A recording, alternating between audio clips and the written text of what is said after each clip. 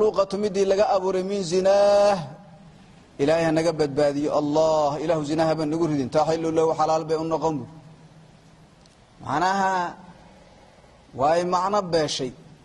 gabadhii baad markaas zinadiisa laga abuuray baad halal way u noqonaysaa yaani baad markaas biyahan xurmo male biyahan xurmo male biyahan moogtahay sida laga dhigay noqonaysaa kolkii la shar wuxuu wasaq biiskii kolkii la sharfo oo maxalkii lagu tala galay la mariyo waa ku nabiga alayhi salatu wasalaam waa laga ajirsiin kolkii la ihaaneeyo meel aan lagu tala galin xaraan la mariyo way macna beeli wax ictibaar lama aha marka aimada qaar baa diidiyo labaad marka maya biyihiisi wada zinada aha gabadha laga way markaas laga abuuray oo xalaal noqon mayso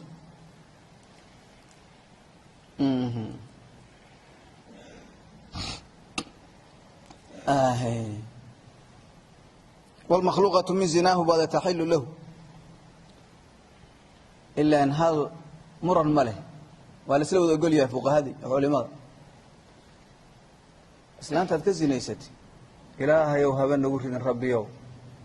قبل أي الشيء وعد كلا أنا تابن أذيك أون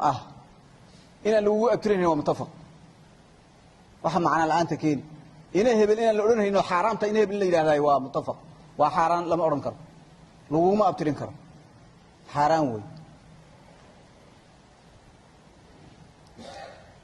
إن نكون حلينا ومتفق وذا حليني والفير هذا وحين سن جير كاجي iyo wada marka ruux quman oo caadi ah oo adiga ka farcana inuu sanahayn lagu wadin waa ijmaac baa lagu yeenisin ku dhaxlaynin oo aad u dhaxlaynin ina lagu abtirin haynin kugu abtirsan karin oo waa ina hebelkii ilaahay ku dambaabi ba ijmaaca